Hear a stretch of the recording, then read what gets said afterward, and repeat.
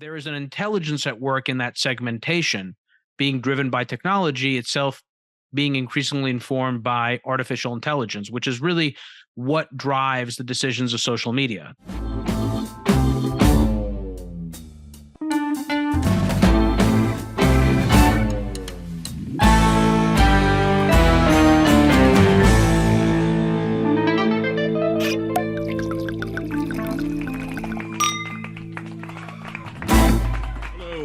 Welcome back to the Wiggin Sessions. I'm Addison Wiggin.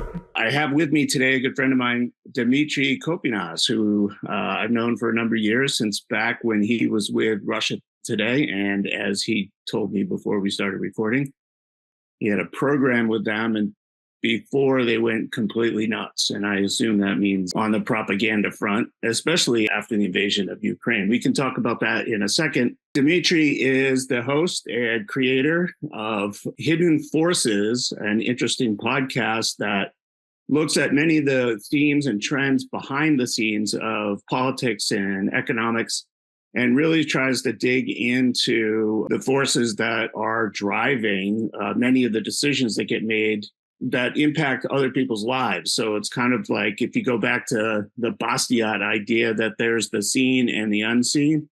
There are interest rate movements, there's CPI, there's things that we look at to understand the economy, there's things that go on with debates and stuff in politics, but that's really just the stuff that we see. Demetri is really interested and has great hosts discussing things that go on behind the scenes and really are the drivers of the economy, financial markets, and politics. It's a really great podcast, very sobering, I would say. There are a lot of podcasts that just kind of pay lip services to the ideas, but Demetri spends a lot of time digging in and really trying to understand these things for himself. So welcome back, Demetri. It's always a pleasure to talk to you because I learn stuff every time.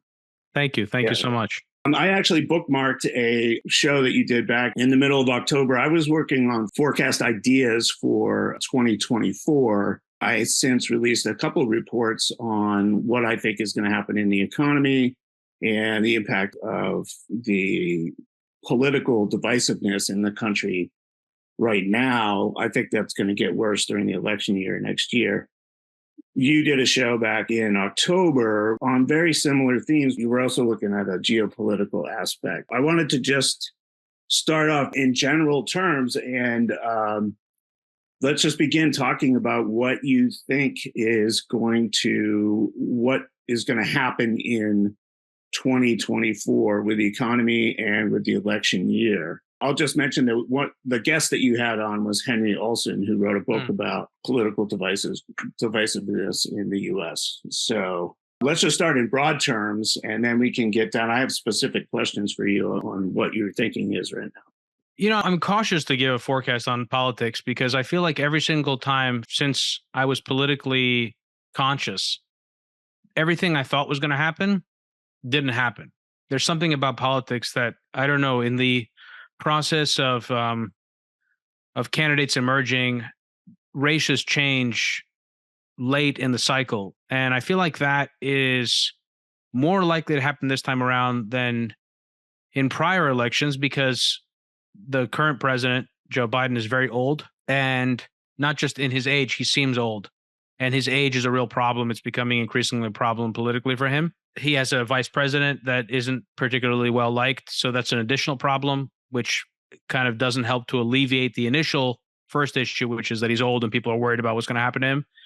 And Donald Trump's legal situation is in jeopardy. So these are the two leading candidates. I really don't know. I would put myself in the camp of being really confused about how all of this is going to play out. I saw recently that Ron DeSantis and Gavin Newsom were debating each other, which is bizarre. When has that ever happened? Where a presidential candidate is debating somebody who's not running, apparently not running, and it's just them two separately debating each other. So I honestly don't know. I feel like this is just going to be one of those things where it's going to be all about what happens, what are the events that occur in the next 12 months that are going to determine really who's going to be president. maybe I'm just putting words in your mouth here, but do you think that it's symptomatic or emblematic of the political system itself falling apart? I know from the reader mail that I get and the interactions that I have on the Wiggin Sessions, but also in just in the network of people I know, there's just such a high degree of disbelief that the system works anymore. It seems like it's crumbling around us. That's actually a quote from Tucker Carlson on one of his Twitter shows. He said, "We're actually witnessing the system crumble around us." I don't know. Maybe it's just because we talk about deep subjects and we think about things a little bit more deeply than other people do.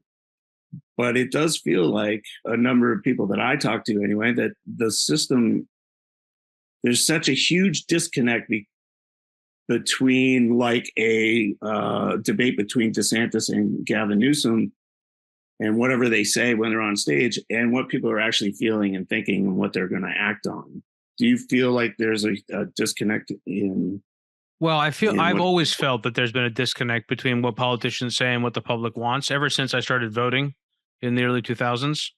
I do feel like the system, the political system and American society feels more imperiled today than it has at any time in my life. But I think also that American democracy is so embedded in in what it means to be an American because it was part of our founding, and it has within itself the seeds of its own renewal, that I feel generally pretty confident about our ability to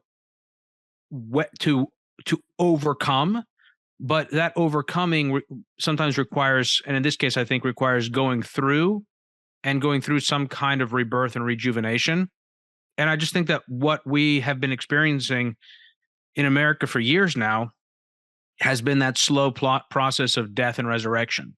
And I think from a party standpoint, we have seen the Republican Party begin that process. It's been going through its death throes. And what will emerge from that will be a new Republican consensus. And that's what we've been seeing with, this new right that people talk about, which combines elements of the left and the right. It's not a traditionally conservative. It's not traditionally liberal. It's something new. And the Democratic Party hasn't even begun that process yet. So I think that's how I see it. My bigger concerns are that in terms of like the things that worry me more is that our internal incoherence and infighting and confusion could weaken us such that external forces, be those international threats or be those private accumulations of power driven by exponential changes in technology, like we're seeing with artificial intelligence, those things could prey upon our society. But I think other than that, I think American democracies, I think that we have a very strong country and that we can overcome things. So that's sort of how I feel about the current moment. It's full of risk, but I just think we have the ability to make our way through it. I've been focusing on economics as I do. I write about economics mostly, and to me, there's a heightened sense of economic anxiety. We just went through this bout with inflation, and there's debate about whether the Fed can handle it or not. And then we see the symptoms of anxiety, like massive looting of stores, like random looting of stores, and violence in the streets. Carjackings in Baltimore are like a headline item down here. It's up 512% for 2023 or something like that. It's a ridiculous number. Where we're actually feeling it, we live a pretty stable middle class life in Baltimore, and we've known people that are hijacked, and it seems to be creeping in a way that I've never felt it before.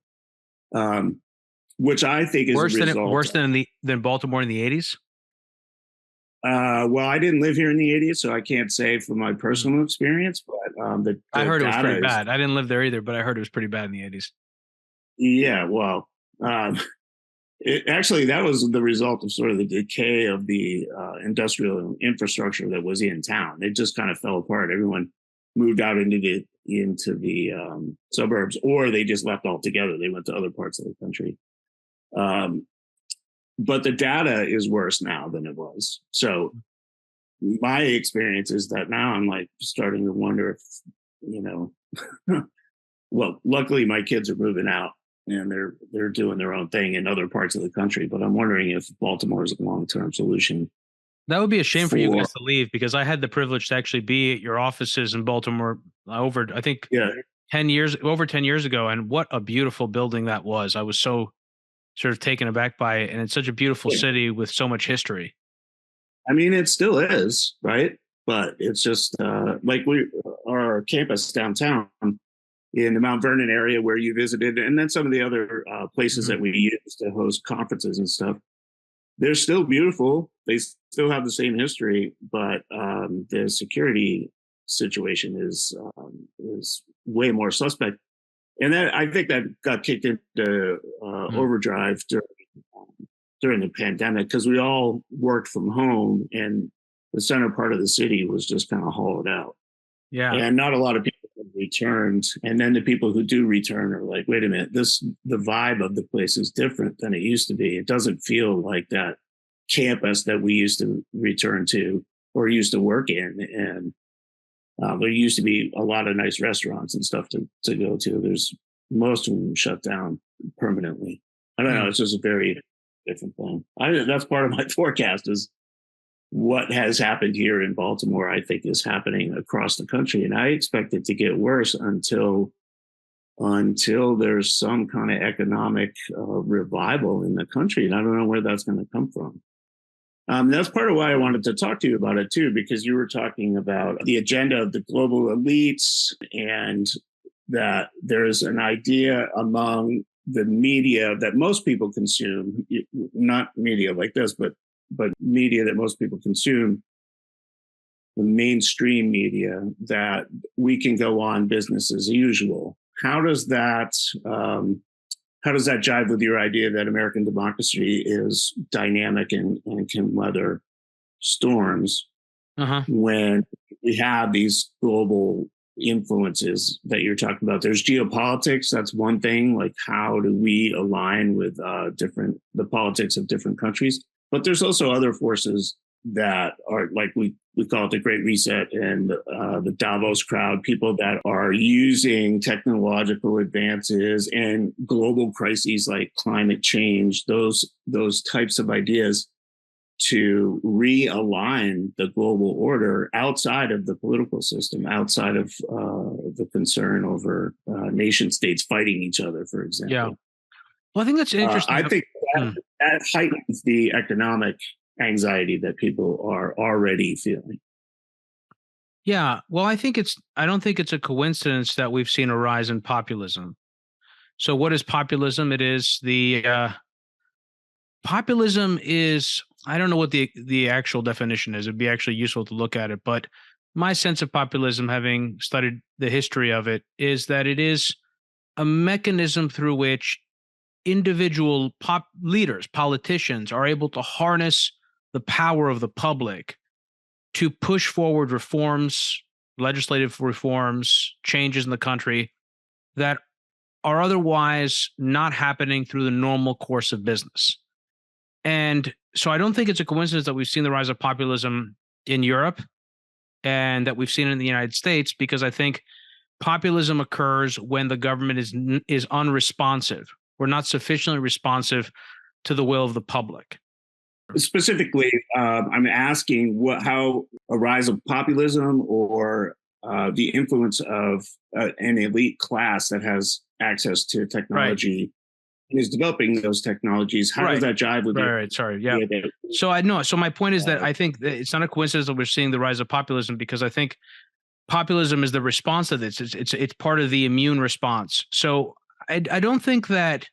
So in other words, those things are true that you're saying, but I think also we're seeing a response. And I just think that I don't see how those things negate our ability to overcome them. I just think that they're challenges. What I'm more concerned about is the type of leadership that we're getting so far. So in the United States, the populist leader thus far that we've been given is Donald Trump. There's another candidate who's a populist in Vivek Ramaswamy. I don't find either of those candidates compelling as leaders. I don't see them as people who are putting forward the kind of message that certainly that resonates with me, but I think also the kind of message that is constructive. Now, I've had this conversation with people, which is we were talking about whether or not someone like Ronald Reagan would be successful today. So Ronald Reagan was the sort of the candidate that we elected after a really difficult series of years under the Carter administration, culminating with the hostage crisis and the Malaise speech. And the question is, while I'm receptive to that kind of aspirational message, the question is the American public today, and not to get too off track in terms of talking about the European citizens, but let's just talk about America. Is the American public today receptive to a positive message, or is the kind of perspective that you're putting forward, this perspective that sort of everything is crumbling around us, and there's this kind of this feeling of darkness and sort of can we make it, and also anger at the elites? Is that something that ultimately has to be part of the vehicle through which change has to occur? In other words, is the reason why Vivek Ramaswamy is so popular, is the reason that Donald Trump is so popular because they are attacking this class of people that many Americans feel like got away with murder. They got away with the 2003 invasion of Iraq. They got away with the 2008 financial crisis. They got away with the COVID-19 pandemic disaster, ongoing disaster. So the question is, what kind of leader can give America the kind of closure it needs, who also can, or leaders, who also can speak to a future that is positive, constructive, that can speak to a common identity? Because right now what we have is so much division and infighting, sort of deconstruction, that it's hard to see what we can build out of that. Does that make sense? It does make sense. And I should say that what I'm articulating is a response to the things that I'm hearing and people are writing. Exactly. I don't know. I agree. That's what I'm trying to say. I'm saying that question is, how popular is that view? And is that view the majority view, and therefore does it need to be addressed? Do we need to go through a period of judification and resolution and holding people accountable? Because it's just not so sorry to interrupt you, Addison. I just want to say one more thing. Like during Watergate, Nixon left office. What if Nixon hadn't left office? What if there was collusion on the part of the Republican Party and he was kept in and all the Watergate hearings happened and nothing happened? Would Ronald Reagan, would he have been president in 1980? Or would it have had to have been somebody more strident? So anyway, sorry, go ahead. No, I think this idea of leadership is really interesting because you have that division. And from what I see, at least, it's hard to figure out what Donald Trump is articulating at any given time anyway. But from what I see, there isn't a vision of what to do after things fall apart. It's more like, we got to win. And that comes probably even more strongly from progressives on the left. They'll do anything to win elections, but also they're trying to win the sort of public view of the future of the country, and they'll do anything to win. Which doesn't actually, I should rephrase that. They won't do anything to win. They'll do as much as they have to win. The one thing they won't do is listen to the other side and actually figure out what it is that we have in common that we want to move forward. And we have sort of milquetoast politicians that are talking about building a consensus in the middle, with Joe Manchin is leaving. And I think Robert Kennedy is actually doing some interesting, he's sort of attacking those elites that we're talking about, the people that have supposedly gotten away with it. It at least sounds like he has a plan. He hasn't really articulated his plan, but he's trying to occupy that sort of middle ground where I think he's even now. It should be clear that I don't even think the parties matter anymore, because they're really just fundraising structures. And then once the money's in the door, then there are power struggles inside each party. I don't know that there's any clear way out of that. But that question of leadership is a strong one, and I'll just go back to when we were making the movie IOUSA. We were mostly concerned about national debt, and then we had we have issues with savings deficits and trade deficits in the country. Those are all the things that we covered in the book, but in the documentary. But the biggest problem that we identified was a leadership problem. And we started making the film in 2006 and we released it in 2008 before the financial crisis. It was already clear that there was a leadership problem in the US because nobody was really focused on in the terms of the documentary. No one was focused on balancing the budget and making sure that the government will solve it. But that was just one issue at the time. It was evident, and it's part of the theme of the movie, that we have a leadership deficit, but there was still kind of like this hope that we just needed a better leader.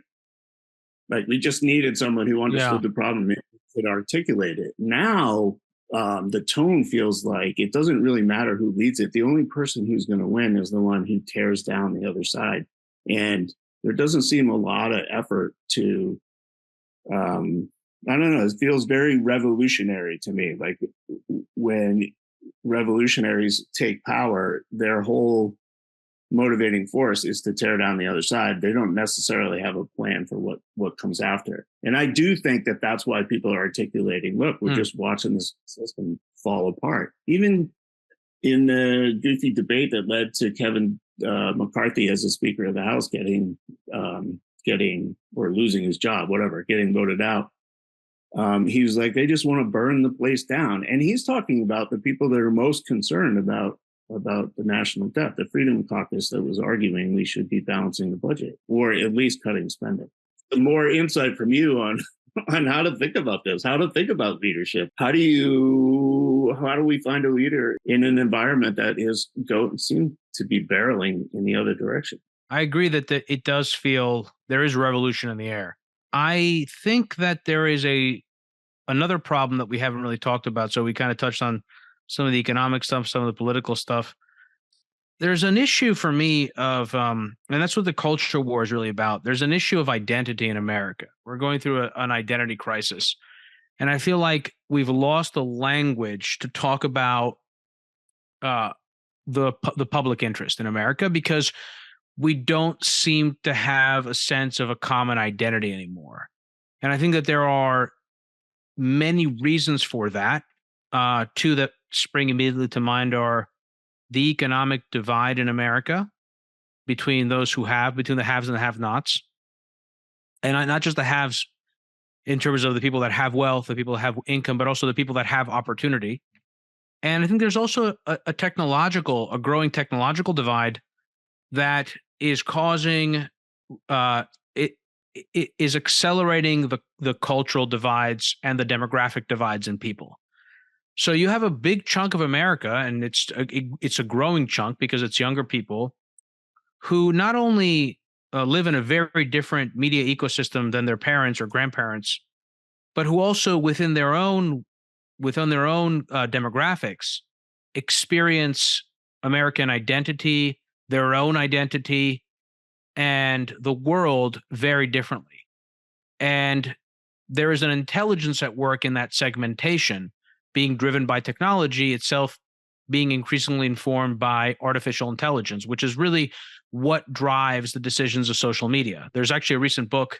I haven't had a chance to read it yet, but I was thinking about bringing the author on because I saw him on CNBC, where he talks about how Instagram is promoting kind of like child sex stuff for people.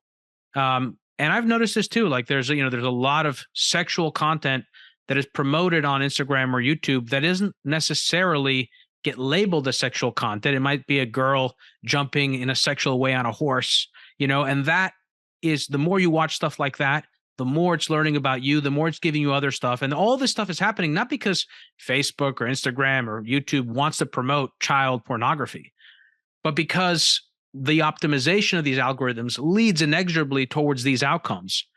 And so we are increasingly also seeing a situation where we're losing control of the culture making process, or rather, when I say control, humanity, human beings, Americans, Europeans, et cetera, are losing control of that process and increasingly ceding it to an optimized AI. So I think I don't know how I remember how I got off on this tangent. I think you said revolution. There's an era of revolution. So yeah, I think these are two big issues in American society that need to be addressed, and I think they need to be addressed through regulation.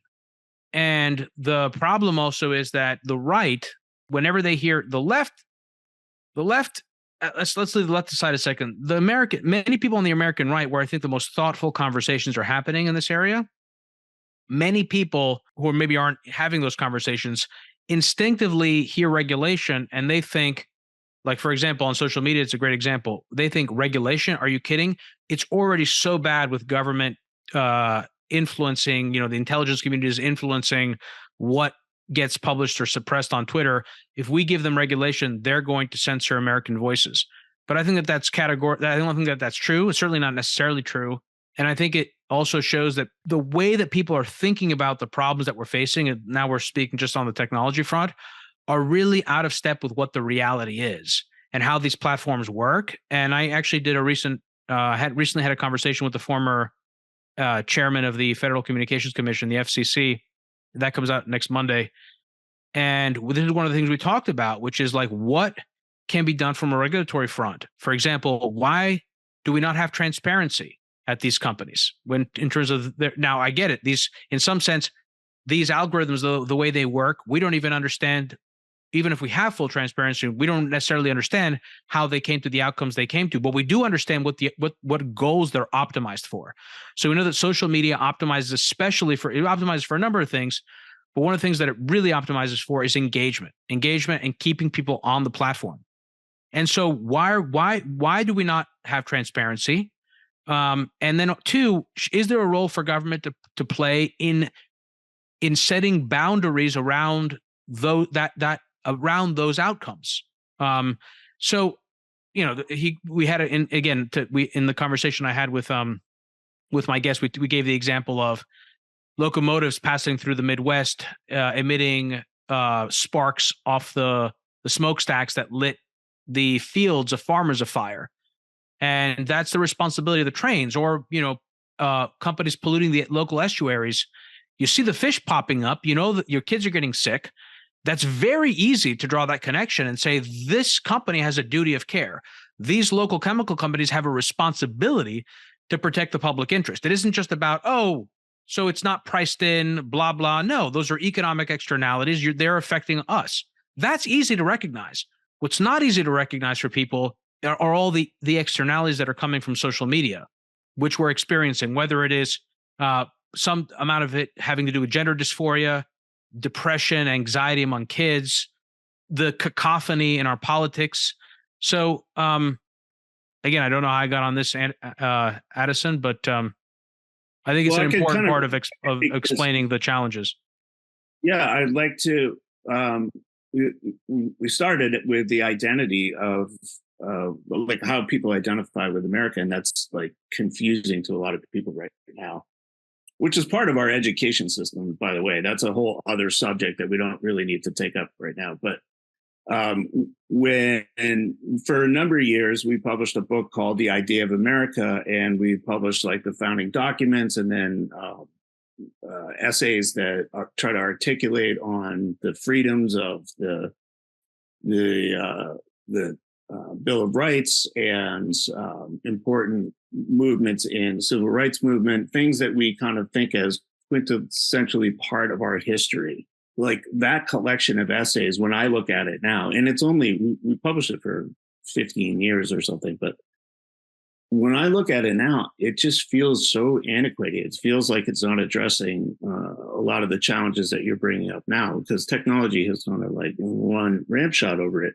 But on the question of identity and I guess as a part of leadership is like, how do you decide what, like, if you are going to regulate content on social media platforms? This is a big subject.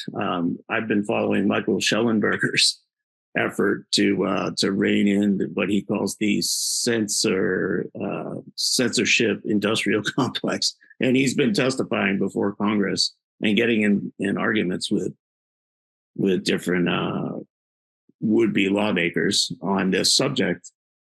How do you, if you don't have a sense of identity of what America is, and it's not taught anymore, and you don't have an understanding of the algorithms or the way that the companies actually function, I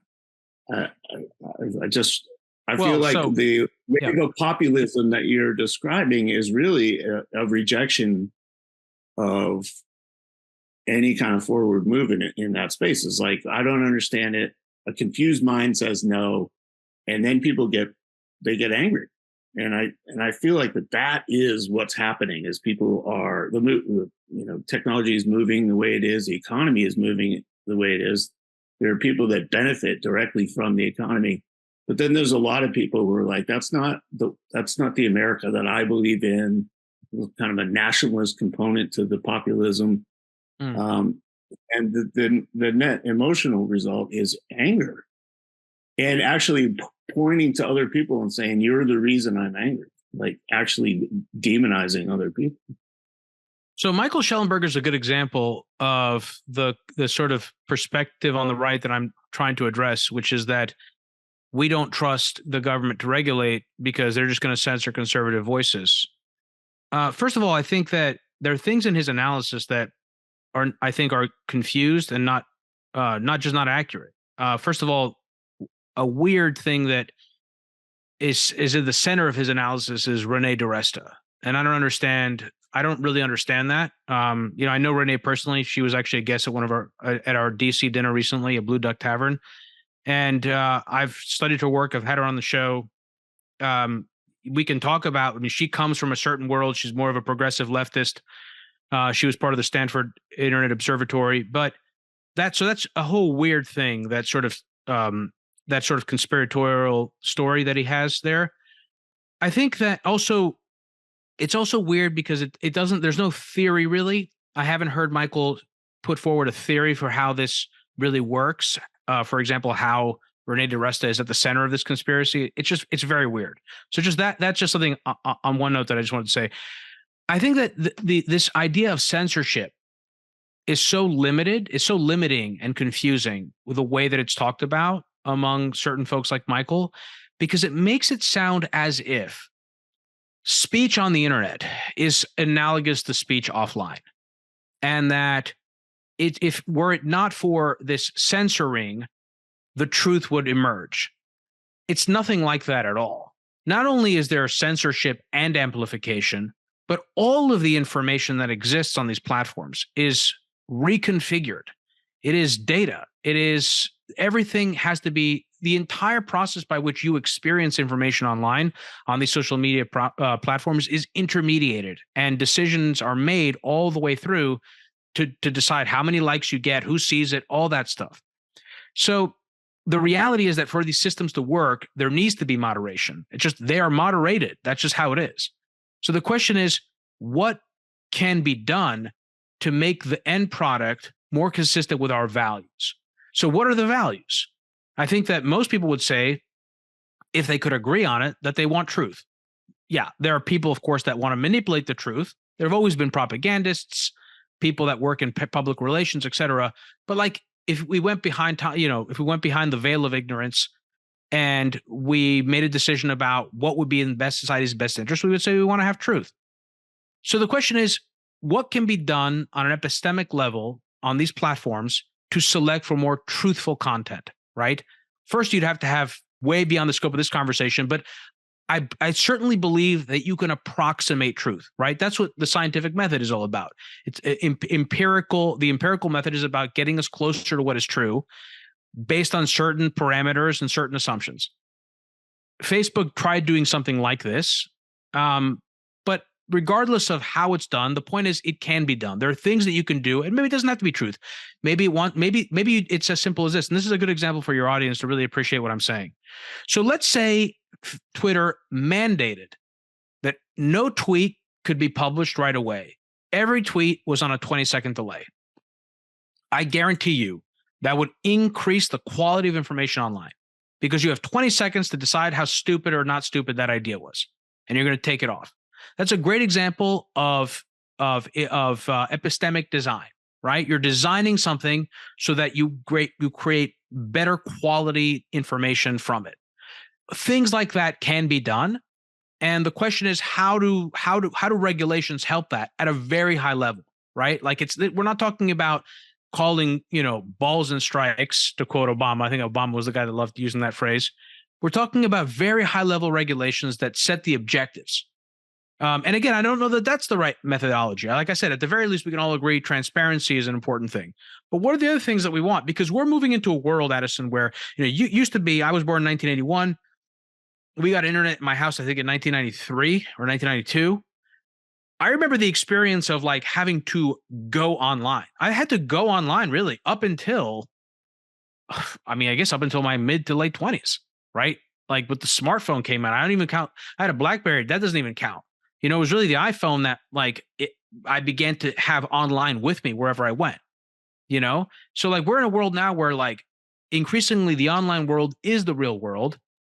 And we have to think about what is the role of governments in that world, and where does the public interest rest in that? And do Twitter, does Facebook, do these big tech companies have a right to just do whatever they want in this space, or is this space now such a big part of our lives that it's part of the common interest? Does that make sense? It does make sense, but it makes me wonder how the idea of identity, like moving forward, because we still have to make decisions about funding the government and what wars we're engaged in and what is our policy towards China. Like, all these bigger ideas that aren't really related to what happens online. I guess they are that's what one of the things that people talk about online.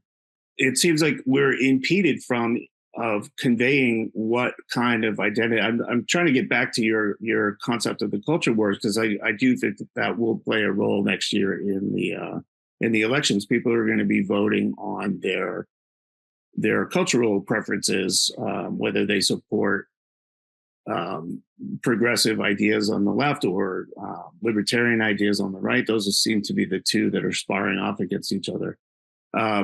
Like, how does any kind of censorship or anything online help develop a sense of identity that contributes to something? Well, I don't think, but that's what I'm saying. But I'm not advocating, again, like, I think the framing of censorship is wrong. I'm not advocating for a system where there are people from the CIA and the FBI and the Biden administration operating with people at Twitter, Facebook, etc., censoring particular content because it doesn't meet the political mores of the day or the interests of the party, and labeling what's misinformation, disinformation based on what is politically advantageous. What I'm saying is that this one piece, it's not all of the solution, but this one piece of a candidate, and my view is whoever is to lead us through this needs to have a platform for dealing with technology. Because, like, you think it's bad now, like with social media, just wait a few years with AI. It's going to get wild. The ability to differentiate between reality and fiction is going to go down to zero for many avenues of experience. I've given one example of, like, people talk about, Nikki Haley came out and said that she said, we need transparency. We need to mandate transparency to social media companies, which got completely lost in the conversation because everyone began to immediately jump on her for saying that we need to verify all accounts online. Now, first of all, I don't even know if that's necessary. I actually don't think it's necessarily relevant whether or not if this account's a bot or if it's a human, because what's more important is, what are the incentives of the platform? Those incentives drive what gets selected through the process, through the moderation process. So whether it's a bot or not, if the bot's spewing garbage, is it going to get amplified or not? That's a real question. So, but putting that aside, my point was, I think I had said this on Twitter, which was, that people that are complaining about, yeah, I can't have my anonymous account on Twitter. Well, you're going to be begging for attestation in a few years, begging for it when your parents get a midnight phone call from you saying that you've been in a car accident, your leg's broken, and you need them to send you money, or prank calls where they don't even, it can be even more compelling because there's no money involved. And it's a purely replicated sound of your voice. I mean, that's where we're going. So we're gonna be in a place where, I mean, I saw this is just another example, and people have been talking about quantum computing breaking all forms of encryption, and that's still, in this sort of theoretical, we don't know yet. But I was watching a video. I don't know if it's true or not. I mean, it was a reliable source, but he was saying it doesn't know if it's true. He doesn't know if it's true. There's just kind of rumors that have come out of the recent spat that happened at OpenAI between Sam Altman and the accelerationists on the one side, and Ilya and the sort of safety obsessed people on the other. One of the comments was that one of the concerns was that this particular next version of OpenAI's AI was able to break certain forms of encryption. So that's another thing, which is that our whole world functions a certain way based on certain things, and encryption is a perfect example of that. And all of these things are about to be completely upended through technological innovation. And so the question is, what role does the government have to play today, as it did during the progressive and populist era, in terms of protecting the public interest? Because the sort of the paradigms that we have in our heads about the role of government and the role of the private sector are not going to work in a world like this, where this kind of technological innovation, something needs to happen to protect people's independence, their autonomy, their freedom of agency. So many kids today, so many of our children are on these platforms. Their brains are being hijacked. No one's protecting them. How is that even acceptable? I find that to be one of the biggest, I don't even know where to rank that, other than at the very top of the biggest sort of failures of our society. The fact that we can't even protect kids online. Even in the context of this, because we were talking about leadership and how to accomplish that, how to develop identity for a common goal, how that relates into government, which ultimately leads to whatever kind of regulation, high end or low end, whatever. Mm-hmm. How do we get there? Like, the conversation we're having right now is unintelligible to most people. And I'm just going to bring up the Elon Musk thing, where he told his advertisers to go fuck themselves on. That was actually a lot of fun listening to. Yeah. Yeah, it was fun listening to, but he's basically saying, you can't blackmail me into putting in, actually calling balls and strikes is what they want him to do on specific tweets that are going out. And actually, he's doing a great job. I'll be honest. I mean, there's some stuff like I can't. There's some stuff that's not going well at Twitter. There's a lot of stuff that's not going well, but their community notes feature is fantastic. It calls bullshit on Republican right-wing garbage propaganda, and it also calls bullshit on all sorts of leftist crap, including the president's own tweet yesterday, where he talked about how inflation's coming down. Stop the price gouging companies. You should be lowering prices because inflation's coming down. What?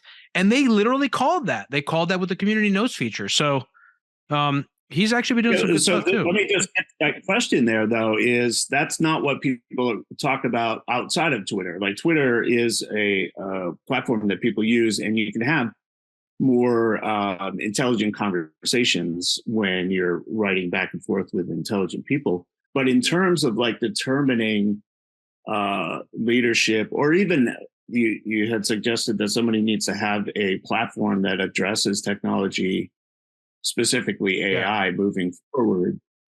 That's a very elevated and intellectual idea among people who understand what the ramifications of what it could be. Like, the accelerists have a certain point of view of what they think we should be letting it do. Like, let's let it play out.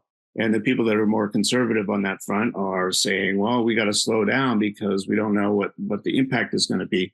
But even that conversation, that sort of divulged into Sam Altman versus the board. You know what I mean? And when Musk was telling the advertisers, sure, I understand that. I understand what you're saying. It divulged into Elon Musk as an anti-Semite, and you should either use Twitter or not. I mean, the level of communication about what he was actually saying that led to that conversation and led to the advertisers um, pulling out from Twitter.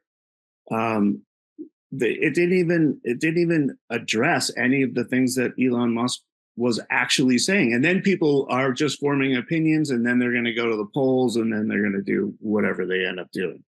It seems like the level of, and maybe that's always been true in U.S. politics, like the stuff that goes on behind the scenes, the stuff that you cover in your Hidden Forces podcast, never really reaches the public consciousness when they have to make important decisions. Yeah. So I think that there is one thing that's different today is that the amount of information that's available to people, the number of stories that are available, the number of opinions that are out there that have found expression are much greater, as well as people's sense of their responsibility to have an opinion and to chime in. So there's been opinion inflation, massive opinion inflation in the world we live in today. And I think what that's also caused is for a lot of people to lose the plot. You know, what are the really important big stories here? One is the rise of China, and the inadequacy of the post-Cold War unipolar framework for thinking about America's role in the world and the important challenges of national security. That's one huge thing. Another thing is the economy and the way in which wealth, income, and power has been allocated. And there has been a growing divide between those that have and those that have not. And what does that do to American democracy?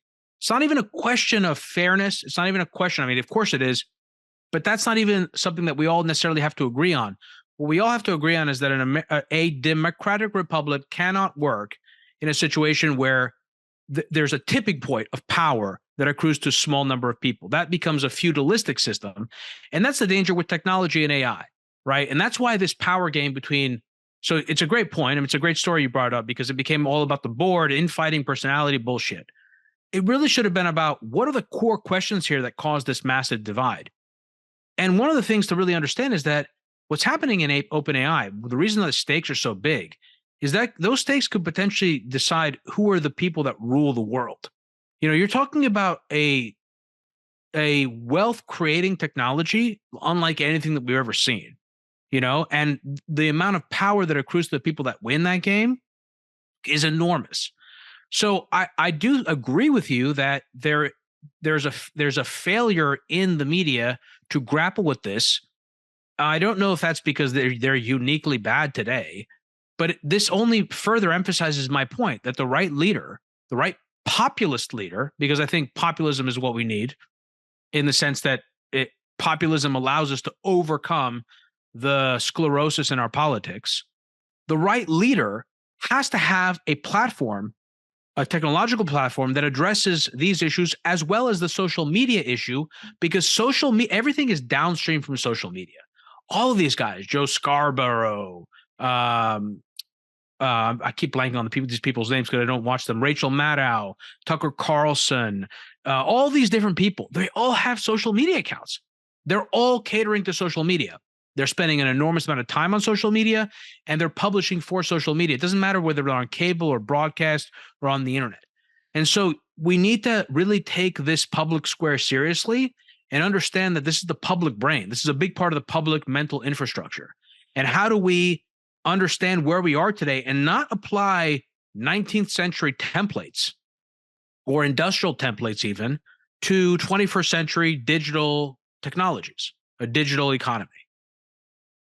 One of the things you bring up in the notes that I was taking from your October podcast is the breakdown of unipolarity in geopolitics and the end of the dream of globalization. And I think you just brought up the rise of China, and that's playing a big role in the U.S. relationship to the rest of the world, but also specifically with relationship to China itself.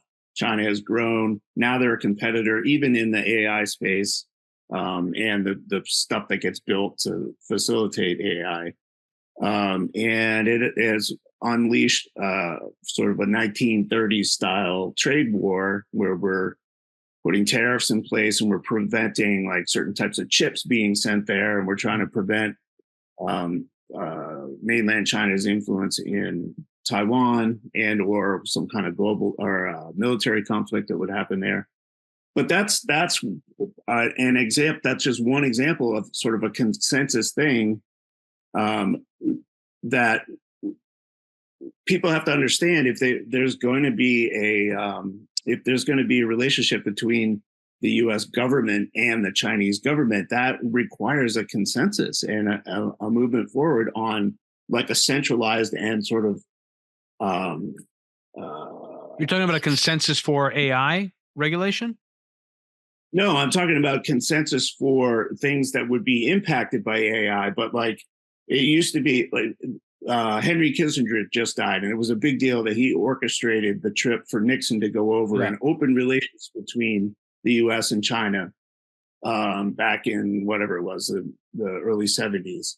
And that led the door to the development of China as an economic powerhouse. That kind of thing can't happen anymore because there isn't a consensus, at least in the US anyway, of what we should or shouldn't be doing. We act like we have consensus authority that is derived from sort of a Cold War understanding of the way the world worked. But that's all falling apart. And I think AI plays a role in that because it just all technology, actually social media just in general plays a role in that, because I think you just called it the inflation of opinions. There's so many opinions that finding a consensus is difficult. And actually the Israel-Hamas conflict is another one. There's a as active of a conflict going on in social media a great example as there is military conflict going on in Hamas. And it seems like that is a forward, it's driving towards decentralization in a way. I think you called it the breakdown of unipolarity.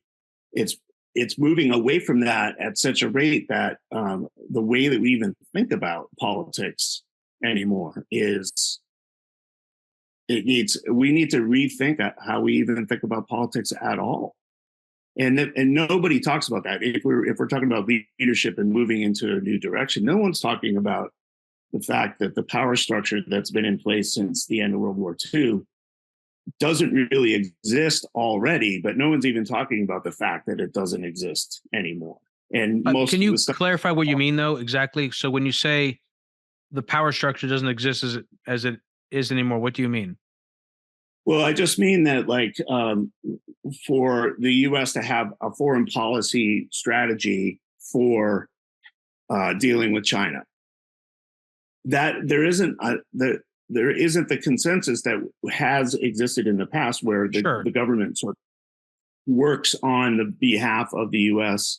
and everyone, especially on social media, thinks that whoever is making engaged in talks with China is really just making backroom deals for their buddies. And like, there isn't a consensus of what should and shouldn't be done at the policy level.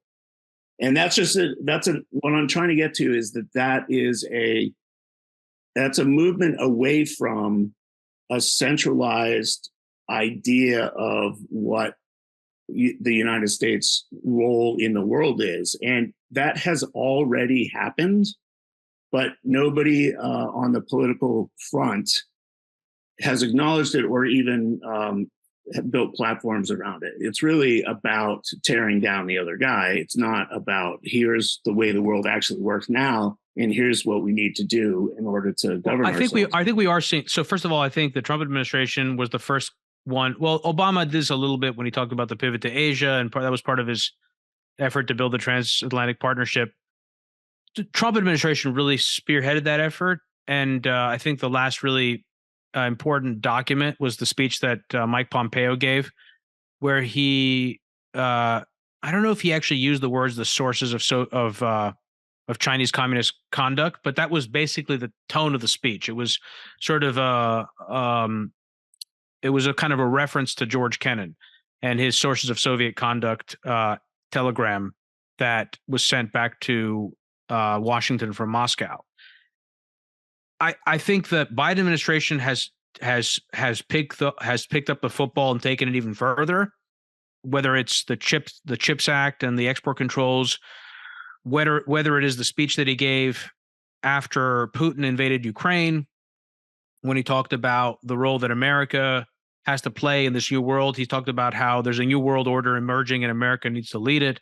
So I think that both parties, both administrations have begun to try and tell this story, but I still think that we haven't come to a inter-party consensus around what that is. And I think part of that is also because there doesn't seem to be a realistic accounting and assessment of the limits of American power.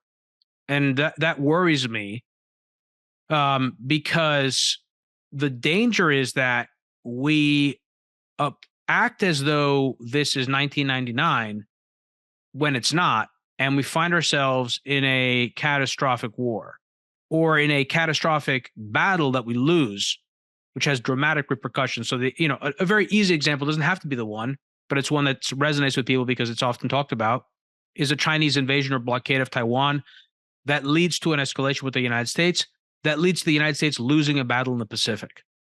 The political consequence of that in the United States are beyond really our ability to imagine, because the United States is an empire.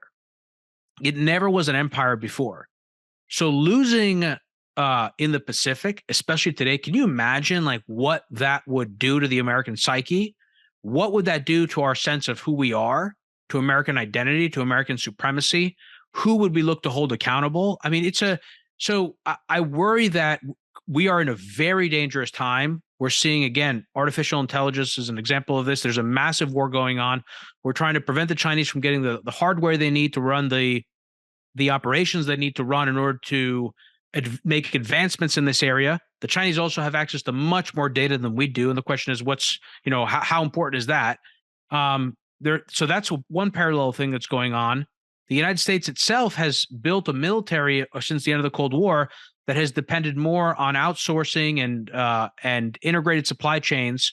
And we don't even have the industrial base anymore to fund the Ukrainians to continue their war, let alone maintain a battle in the Pacific. The Center for International Strategic Studies, or the Center for Strategic and International Studies, CSIS, put out a paper, I think about a year ago or less than a year ago, called Empty Bins in a Wartime Environment, where they talked about it was a series of war games that showed what would happen if we got into a war in the Pacific. And in some cases, certain key munitions like long-range missiles, we would run out in less than a week of conflict with the Chinese. So I think these are all very serious things that need to be addressed. The candidate needs to address them. Unfortunately, Donald Trump was never serious about addressing them. It's a real shame because he was able to speak to America's rage and get elected. And there was a window there that if he had really wanted to be the kind of president that we needed, he might have had a chance. He might have still been attacked by the establishment and not been able to do his job. But there was a window there. He never was interested in it. Maybe Vivek wants to be that guy. Maybe Vivek understands that he needs to be the TikTok president for now. But once he gets into office, he's going to be serious and he's going to really try to unify the country. So maybe that is just kind of where we're at. Maybe we're just in a place where for the leader to emerge, he or she needs to be somebody that someone like me and maybe a lot of other Americans think is unqualified. But when they become president, they're going to switch on the dime and they're going to be the person that they need to be, a traitor to their class, in a sense, like FDR was. I just think we're in a time now, Addison, I feel this way, which is that many of the beliefs that we had and our sense of what is good governance, what's not good governance, do we want more government, do we want less government, become less relevant because we're dealing with a reality that is changing the foundation beneath our feet. And so I think that someone's going to have to lead us out of it, and they're going to need to be able to address those things. Well, the way that you were articulating it back in October was there needs to be a movement towards a new social contract. Like, government exists because there's a contract between the governed, the people who are governed, and the government itself. and it's not taking into account a lot of these overriding trends. That's actually why I wanted to start this conversation at the beginning with the forecast for 2024, because it feels like it's going to be a watershed year where a lot of these, the social movements that we have, technological movements, the divisiveness itself, coupled with economic anxiety and uncertainty about inflation, all of those things are going to come to a head because of the fact that it's an election year. It feels like it's more strident and more intense leading into 2024 than it was even in 2020. And then we got completely sidetracked by the discussion over the pandemic. But it feels like a lot of the tensions are going to come to a head in 2024, like we haven't seen since like 1968 or in the mid 60s, where people were getting assassinated and stuff. It feels like we're in a cyclical part of history where we're going to see a lot of that next year. And it's going to be surprising to most people, but the trends are already in place for a lot of that kind of stuff. I agree. And I think that there's something there. I was having this conversation recently with somebody about the 1970s and the movie Network, which came out in 1976, which was, of course, after the initial oil shocks, some of the initial oil shocks, and the resignation of Nixon and the end of the Vietnam War. It was a really dark period where a lot of people's the Zapruder film had already gotten out there. There was a rise in conspiratorial thinking in the United States, and all of that, I think, reflected people's loss of faith in what they thought America was. People had to rethink a lot of those things, and eventually led to the election of Ronald Reagan in 1980. And I think that I hope that the current period that we're in will ultimately result in that kind of renewal. And I hope it doesn't get too bad. I worry that it might, and I think that we don't know. We just don't know. Life is scary. We've lived in a very peaceful period, and my grandparents. I use this example. Both of my grandparents fought in World War II. One of them fought both in World War II and in the Greek Civil War. My grandmother on my father's side, my father's mother, experienced famine, had to live in the forest for a period of time, and this was not uncommon. Certainly not in Greece, but Europe was war ravaged. So we've gotten very accustomed to the world that we live in today, and we don't get to live in a peaceful democracy without making sacrifices and taking responsibility for this country. And I think that we've gone very far from that in the past several decades. And the future is going to require not just responsibility, but also recognition that it can't be the way we want it to be. It can't just be fair. Unfortunately, the people that got away with making money on the upside and on the downside in 2008, who got bailed out when their banks failed, unfortunately, we don't get to hold them accountable. We don't get to hold everybody accountable. And a lot of those of us who were not at fault for that, or who had to pay the price for it, might end up having to pay some of the price again. And that's just how it is. We have to ultimately come to some kind of resolution around that, which is why I said that it may just be that whoever is going to be president is going to need to address some of that. It can't just be a Ronald Reagan coming in. It's all, roses and cream. No, I think I just made that up. I don't think that's the expression, roses and cream, but I think you catch my drift, Edison. Peaches and cream, I think. Peaches and cream, right. Peaches. Well, it's interesting that you bring it up that way, because this Thanksgiving, we were having dinner with our family, just our nuclear family, and it fell on me to kind of give a toast, being the dad of the family. And my toast was the idea of my toast was simply that I was thankful that our kids, who are reaching adult age now, grew up in a time of peace. That was literally my toast. And they were all looking at me like I had, two heads, because that's the only world that they know. But I guess I'm in agreement with you that it takes care and feeding to keep a world of peace. I would say that your kids, I don't know how old your kids are, but anyone who's in there, anyone who's under 30 or under 25, really hasn't known anything but war and turbulence, not in their own lives. And I hear what you're saying, but not in their own country, but in the world at large, because we've been at war since 2003, since 2001, really, since the 9/11 terrorist attacks. I mean, the world that I grew up in was truly that, right? Truly the peaceful world. Born in 1981, lived through the end of the Cold War.